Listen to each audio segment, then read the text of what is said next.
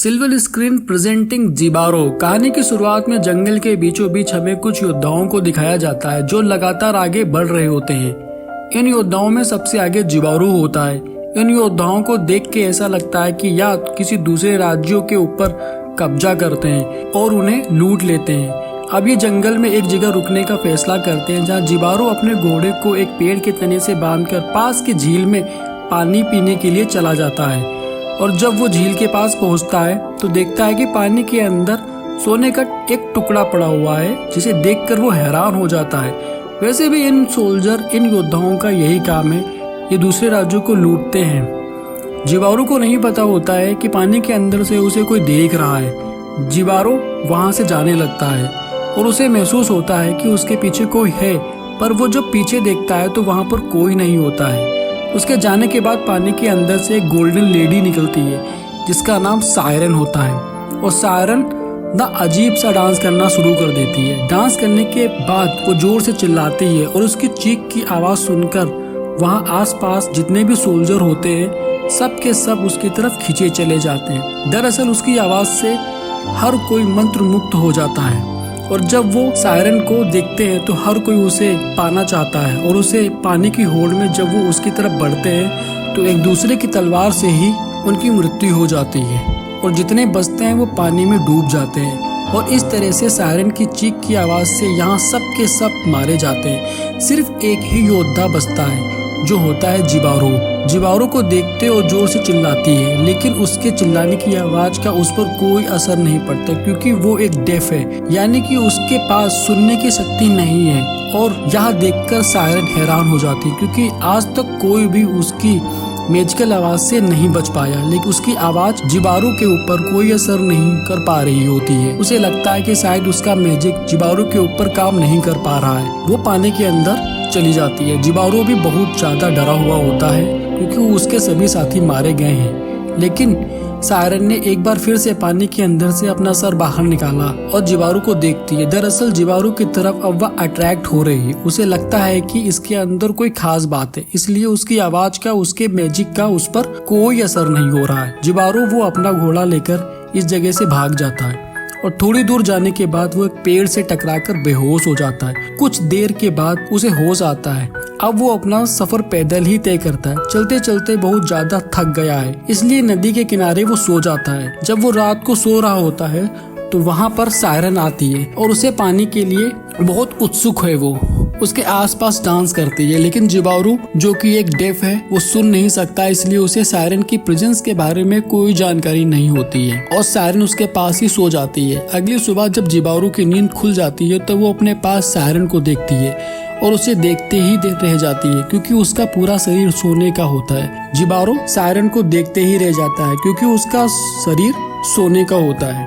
उसके शरीर पर हीरे मोती जड़े हुए होते हैं जो दुनिया की सबसे बेशकीमती चीज है। और तभी सायरन की आँख खुल जाती है, वहाँ से भागने लगती है। जिबारो जब उसे रोकने की कोशिश करता है तो उसका हाथ कट जाता है क्योंकि सायरन की बॉडी की एक लेयर सोने की बनी हुई है। हालांकि जिबारो को समझ में आ जाता है कि दोनों अलग अलग दुनिया के हैं। साथ ही जब उसका हाथ कटता है तो खून भी निकलता है, तो इस बात का संकेत होता है कि इस रिश्ते में सिर्फ नुकसान और मौत है। लेकिन जिबारो की आंखों में सोना, मोती, हीरे, जवाहरात, इन सब का लालच भरा हुआ है। उसका पीछा करना शुरू कर देता है। सायरन भी लगातार नदी में बहते हुए डांस कर रही होती है और नदी के किनारे पर आकर सोल्जर अपनी तलवार को नीचे रख देता है। सायरन भी उसे देखती है। उसकी आंखों में पाने की एक ललक है क्योंकि वो पहले ऐसा इंसान है जो उसकी आवाज से जिंदा बचा है। और अब ये दोनों एक दूसरे की तरफ बढ़ने लगते हैं। जल्द ही दोनों एक दूसरे के करीब आ जाते हैं, जिसके बाद एक किस करते हैं। जिबारो के होठों से खून निकलता है जो इस बात का संकेत है कि ये दोनों एक दूसरे के लिए नहीं बने हैं। लेकिन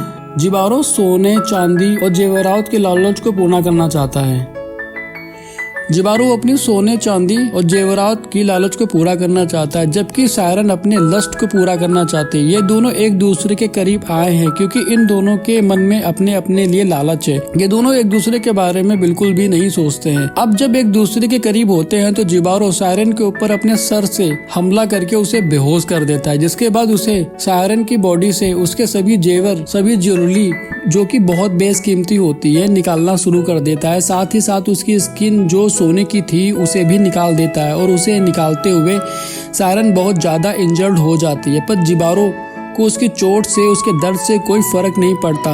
वो अपने लालच को पूरा करना चाहता है। वो उसके शरीर से सोने का एक एक कतरा निकालना चाहता है। उसके शरीर से एक एक सोने का टुकड़ा निकालने के बाद उसे नदी में फेंक देता है और वहाँ से सोना लेकर भाग जाता है। लेकिन सोने का वजन बहुत ज्यादा होता है, जिसे उठाने में उसे बहुत प्रॉब्लम हो रही होती है। लेकिन फिर भी उसके अंदर का लालच कहता है कि उसे सोना लेकर यहाँ से जाना है, जबकि वो जानता है कि इस जंगल से निकल पाना इतना आसान नहीं है। वही हमें सायरन की बॉडी को दिखाया जाता है जो बहते हुए अपने तालाब तक पहुंच जाती है, जिससे बहुत सारा खून निकलता है जो एक सैलाब का रूप ले लेता है जो पूरी नदी में फैल जाता है। जिबारो बहुत थक जाता है, इसलिए नदी के किनारे वो पानी पीता है जिसमें सायरन का मैजिकल खून भी होता है और इसका मैजिकल खून उसके शरीर से टच होता है, उसके कान में जाता है, जिससे उसके सुनने की शक्ति मिल जाती है। उसने पहली बार आवाजें सुनी हुई होती हैं, इसलिए अजीब सा बिहेव करने लगता है। उसे कुछ समझ नहीं आता कि उसके साथ ये क्या हो रहा है और